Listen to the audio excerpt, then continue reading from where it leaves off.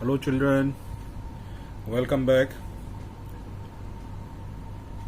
Today, we are going to discuss conservation of natural vegetation and wildlife. Children, as we all know that forests are our precious wealth. Why? As we discussed earlier, plants they provide us lot of things, many medicinal herbs, many valuable products. They provide shelter to animals, and they also maintain the ecosystem, which is very important for us.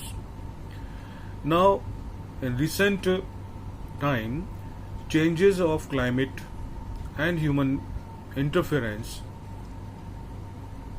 is responsible for the loss of natural habitat for plants and animals. As has been mentioned earlier, due to excessive exploitation of the plants and animal resources by human beings, the ecosystem has been disturbed. Now, what are these activities? For example, natural activities, deforestation, soil erosion, construction activities, forest fire, tsunami, landslide are some of the human-made as well as natural factors which are responsible for the extinction of many plant as well as animal species. Okay, children, so these are the factors which are responsible for the extinction of many plant and animal species. Hunters. The main cause for this major threats to nature are hunting by greedy hunters for commercial purposes, pollution due to chemical and industrial waste and deposits,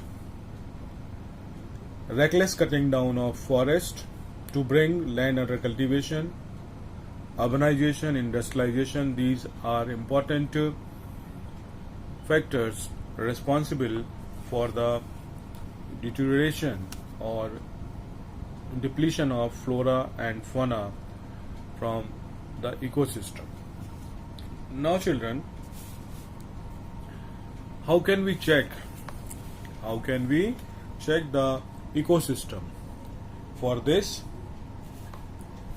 how can we conserve ecosystem? For this, to maintain the ecosystem, many steps have been taken by the government. For example, national establishment of national parks, wildlife sanctuaries,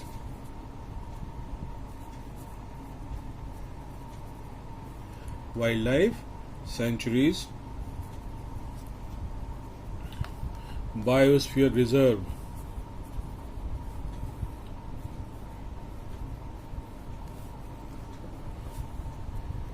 have been established by the government to protect and conserve these endangered species, these vulnerable species of plants and animals.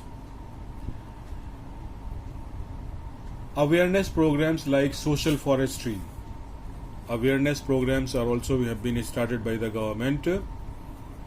Awareness programs like social forestry,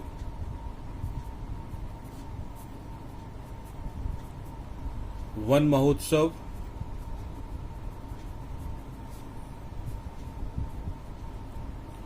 social forestry, Van Mahotsav, also organized by the government in different parts of the country. School children are also encouraged to watch bird sanctuaries, to visiting nature camps, so that they appreciate the habitat of varied species. Many countries have passed laws in which they banned the hunting or killing of birds and animals. In India also, killing of lions, tigers, deers, great Indian bustards and peacock have been banned. An international convention site has been established that lists several species of animals and birds in which trade is prohibited. So these are some various steps which are taken by the government in India as well as in different countries of the world to conserve and protect the natural vegetation and wildlife. Many other programs have also been started by the government of India, like Project Tiger, Project Rhino, Project Great Indian Bustard, and many other eco-developmental projects have been introduced. Financial and technical assistance is also provided to many botanical gardens by the government since 1992. So, this is all for this conservation of natural vegetation and wildlife in India.